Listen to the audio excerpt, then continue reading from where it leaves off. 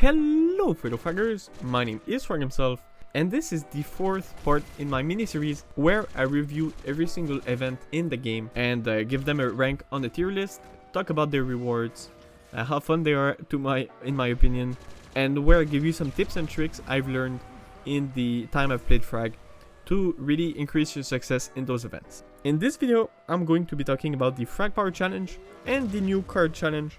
So those two events are obviously related to the new card that comes out every single season.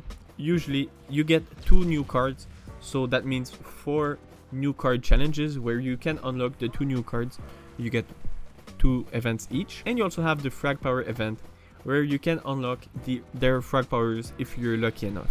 Now to go more specifically, let's start talking about the Frag Power Challenge. This Frag Power Challenge allows you to play games online, or I guess special games, where the goal is not really to destroy the bunkers as quickly as possible, but where you have to collect orbs by getting frags with a select character.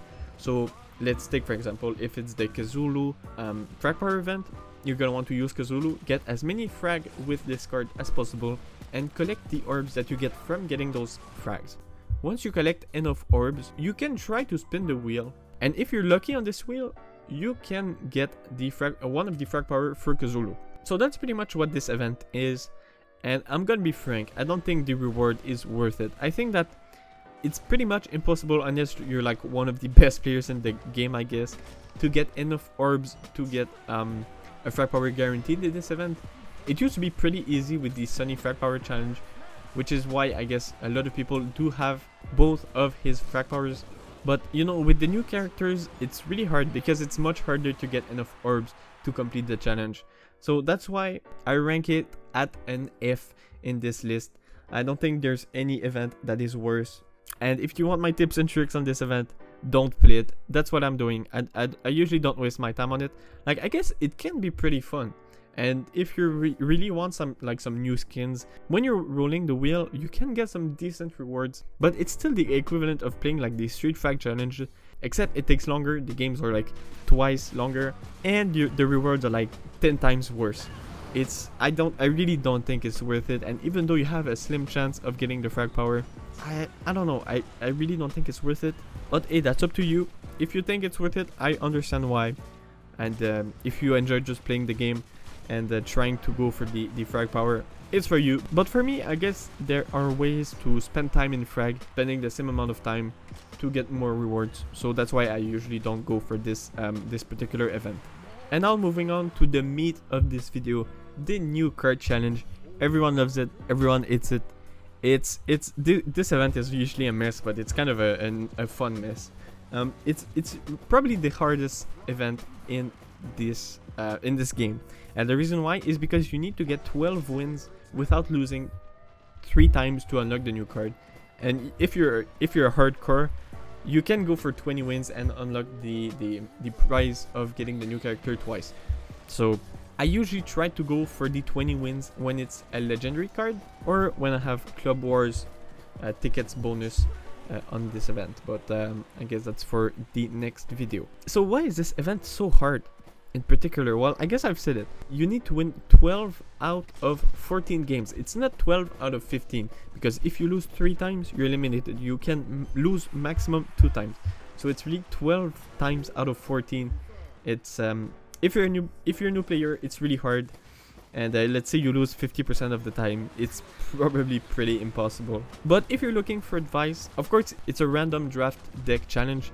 So this means that you can go back and look at my first video on this mini-series to learn my advice in the random deck challenges, and to go into the tips and tricks for this challenge. First one is don't rage.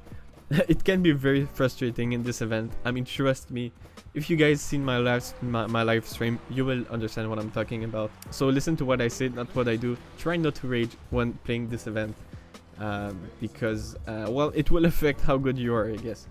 If you're angry, you probably won't play like a god. And as I said, another little tip I could give you is don't try to go for the 20 wins if it's not a legendary card. If it's an epic card, I kind of understand, but like for common cards, it's really not that much worth it, because if you want more common cards, you can just use your Joker cards on them, and it's practically free for common cards. So that's what I would say.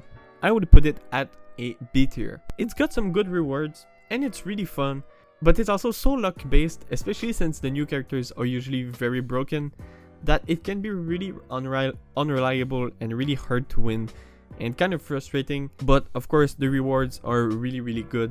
If you can get the new character in advance, it usually means that you're gonna win more because they're usually very good, and it's kind of a flex when you can get the new character before everyone else. So that's pretty nice. That's where I probably would end the video.